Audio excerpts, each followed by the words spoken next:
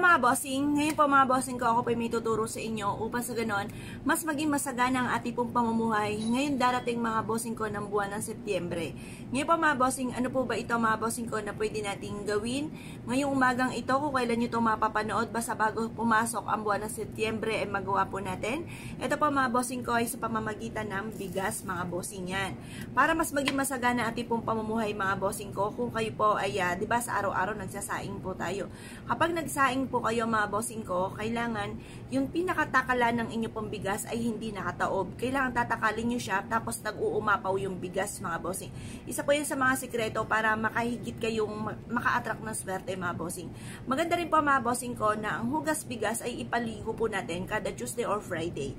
Maganda rin po mga bossing ko sa pamamagitan nito ay maglagay ka ng ganito sa loob ng inyong bag mga bossing ko or sa inyong pong pitaka para mas maging masagana ang inyong pong pamumuhay.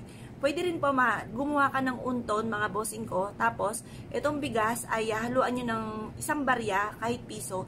Pagtapos, ilagay nyo po ito sa ilalim ng inyo pong unan.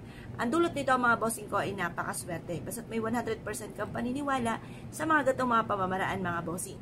Ngayon po mga bossing, kung kayo po'y naniniwala at naisyo po itong gawin, mag-wish ka muna mga bossing ko ng mga bandang alas 7 ng umaga. Pagkatapos sabihin nyo po sa pamamagitan ng aking sipag at tiyaga at pananalig sa mahal na Panginoon, ay magkakaroon ako ng napakaraming pera. Kailanman hindi na ako maubusan ng pera. Siksik-liglig at umaapaw at maraming blessing ang darating sa akin. At kung ano man ang dumarating na pagsubok sa akin sa ngayon, ito'y kaagad ko na malalampasan at instead ng mga pagsubok, kamalasan ay puro swerte ang darating sa akin. Ganun po ang mga pag-wish ng walang gamit asan at direct to the point.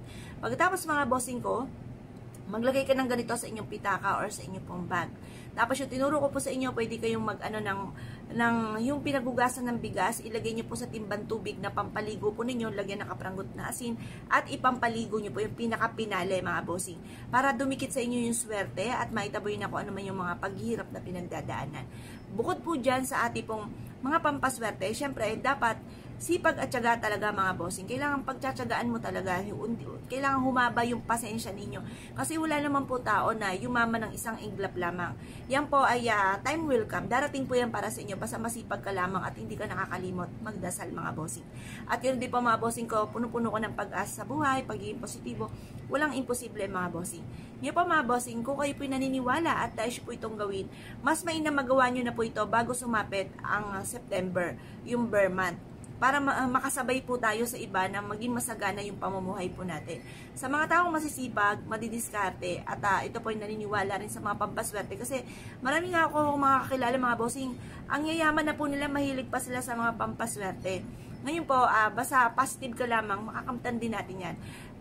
Yung mindset ko mga bossing ko, like ko iniisip na, ba't sila nakaya nila? Pare-parehas naman tayong tao. Kaya din natin yan mga bossing. Basta ganun lang, positive ka lamang, huwag kang panghinaan ng loob.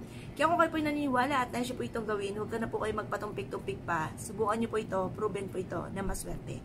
Yun lang po mga bossing. Salamat po.